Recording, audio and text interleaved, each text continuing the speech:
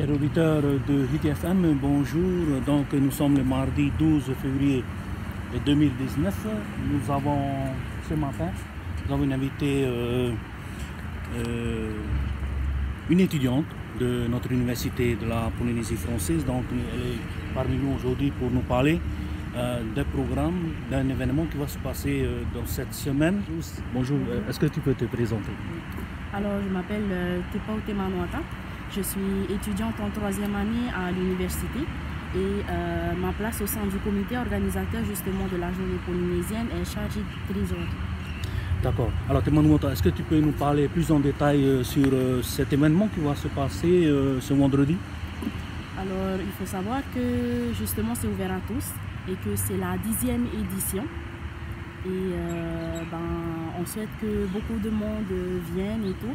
Et pendant justement cette journée, nous allons mettre en avant un thème qui est Yatu Ito Aa Waurayario. Ce qui veut dire que dès l'instant où cette volonté justement d'apprendre est ancrée en ton être, et ta langue elle demeure. Donc toute cette journée où la langue maori, c'est ce que vous allez mettre en valeur ce jour-là. Comme chaque année, nous avons toujours eu un thème et nous avons mis justement en avant que ce soit la langue ou autre. Et justement cette matinée, des spectacles seront présentés qui est en rapport justement avec le thème choisi. Donc le spectacle, comme tu dis, c'est la langue, c'est nos chants traditionnels, c'est notre danse traditionnelle. Tout à fait, des danses seront présentées, des chants également et bien sûr des scéniques. Des oreros aussi? Et des oreros également. Et en plus de cette matinée, vous avez aussi préparé des produits locaux de notre Fénois. Alors, tout au long de cette matinée, justement, nous présenterons 2 buffets. Le premier qui est justement qu'on appelle fraîcheur, qui sera servi tout au long de la matinée pendant le spectacle. Et à la fin justement de la matinée, un autre buffet sera présenté avec des repas typiques tels que du poé, du poisson cru, du cochon. Alors pour cette matinée, on va dire que vous avez eu aussi un moment de préparation, de répétition, n'est-ce pas? Bien sûr, depuis justement le début de cette année, même l'année dernière, nous avons préparé avec justement les étudiants qui font partie de la filière de Réo. On prenait sur le temps où on n'avait pas cours pour pouvoir préparer nos spectacles. Donc c'est des étudiants de quelle branche, on va dire, uniquement ceux et celles qui suivent cette voie du Réo Maori? Alors la majeure partie des étudiants qui justement ont préparé des spectacles font partie de la filière Réo. Mais on a invité d'autres écoles comme le collège de Punavia, le collège de Paia ainsi que le lycée de Mahina qui se joindront à nous cette matinée. Donc ça fait beaucoup de monde, beaucoup d'étudiants qui se sont donné leur temps, leur savoir, leur expérience sur notre culture qui, on va dire, par rapport à notre thème, c'est un thème qui est beau. Yatu Ito Aa et Waurayario.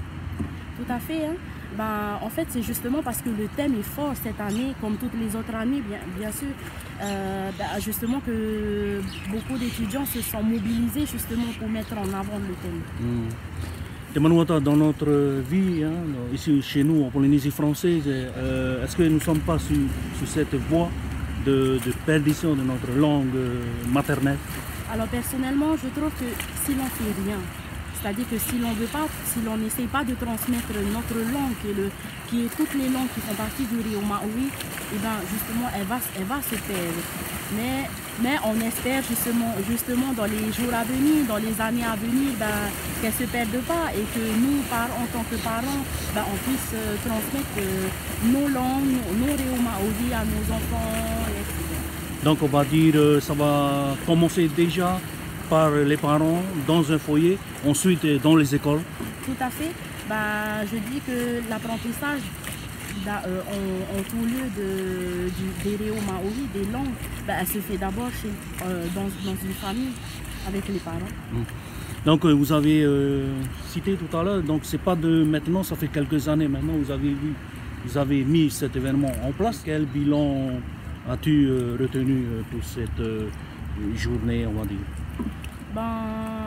Plutôt positif, parce que beaucoup se mobilisent justement pour les langues et tout.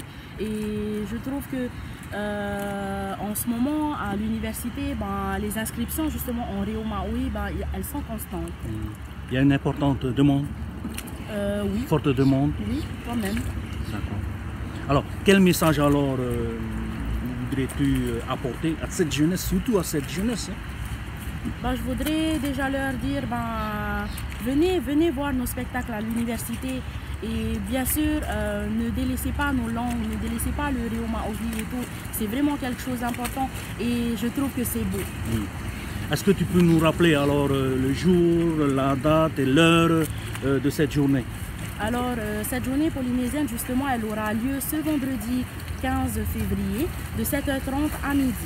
Et tout ceci, elle est ouverte à tout le monde. D'accord. Des autorités du pays, de l'État seront présents aussi sur cette journée? Bien sûr, nous avons invité également les représentants de l'État et les représentants du pays. Je tiens à remercier Hiti FM d'avoir répondu justement à notre appel. Je tiens également à remercier au nom de l'ACEP, de l'association des étudiants, et du comité organisateur justement les partenaires qui nous ont aidés dans cette lutte pour la langue, pour cette organisation de la journée polynésienne, tels que les mairies, le pays avec SMG, l'UPF également, et bien sûr l'UPJ, les mairies telles que Punawia et Fa'a. Merci beaucoup Tamanuata pour toutes ces explications, surtout pour cette journée exceptionnelle qui est surtout favorisée, mettre en valeur notre culture, notre langue, qui est le Réo Maui. Donc voilà, chers auditeurs, c'était notre émission Hiti Plateau, de nous informer sur cet événement qui va se passer là ce vendredi 15 février. Donc un petit remerciement aussi à notre partenaire 100% LED pour l'éclairage. Voilà, merci beaucoup, bonne journée.